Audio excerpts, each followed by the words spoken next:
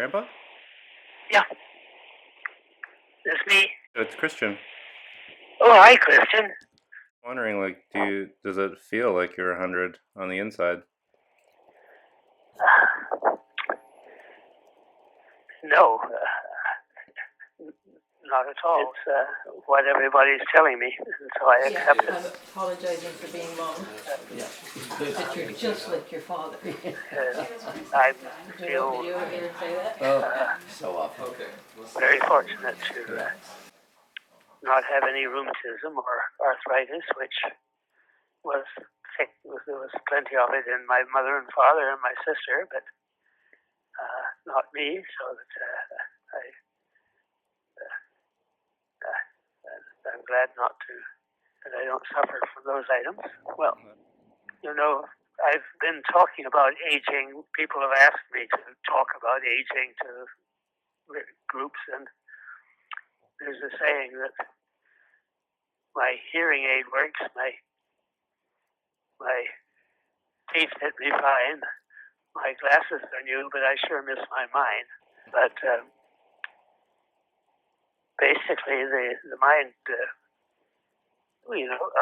everybody's memory fades, but I haven't had a collapse of it. And some years ago, my doctor told me that I had the heart of a 24-year-old female cyclist.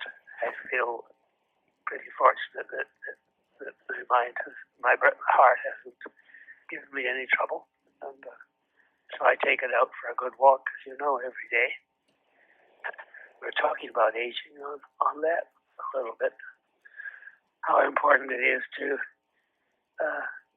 keep your blood circulating, whether it's swimming or hiking or doing other things. But, your heart has a pretty heavy job to pump the blood from your big toe to the top of your head, keep things circulating. And so all those things I am very grateful for that they are working well. It gets better as time goes on. I'm not quite sure about this business of passing 100 miles, because to me the statistics don't look too good. I hear there are going to be more and more people passing the 100 mark, so maybe we'll all be in good company, and I hope most heartily that I'll find you over there somewhere someday too. It's been a very good life, and there's so much to be thankful for, so many friends to be grateful to, and thank you all for coming.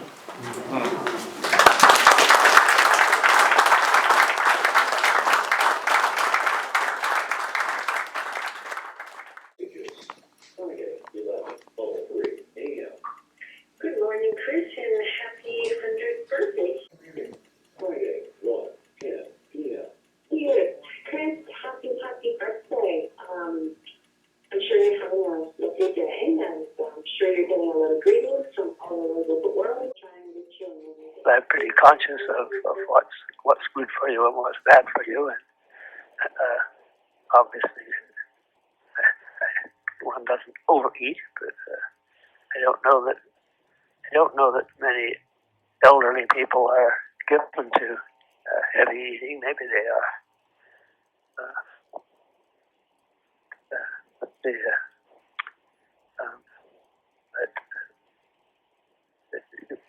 the nutrition rules are pretty straightforward, and if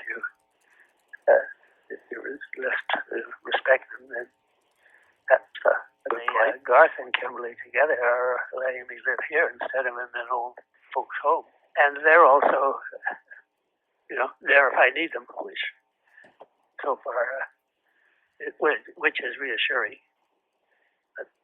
But that's only in emergencies that is so. But it is nice to.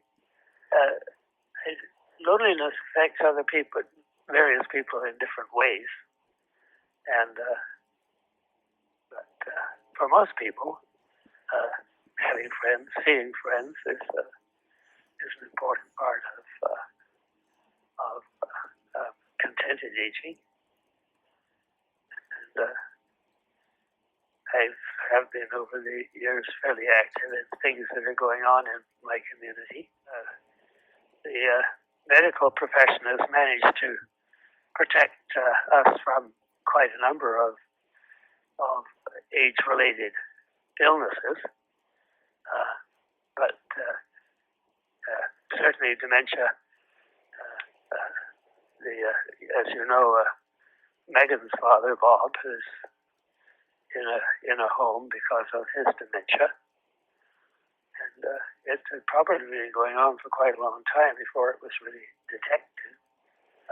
I have a friend here, a lady who used to do yoga classes with, and we would go to shows together and saw a fair amount of each other.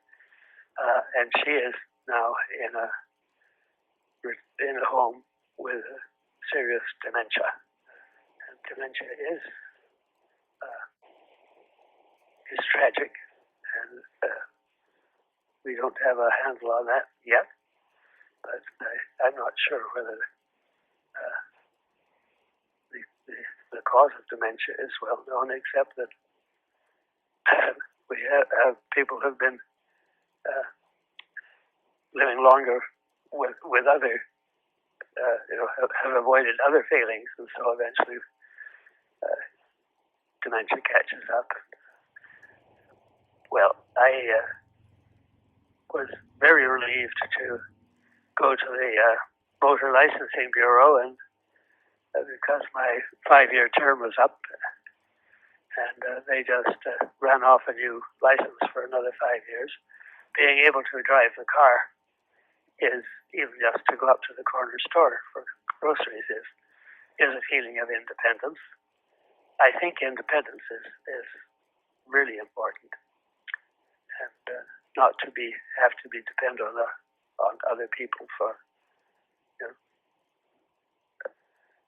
being looked after. So there's a question of being looked after in your own home, which in effect I am, with Mark and Megan just a phone call away. That's got a lot to say with aging, I think, is to be able to make a joke or laugh at a joke. Well, certainly after turning 100, people tend to have more, realize that you're no spring chicken. That's unavoidable. But apart from that,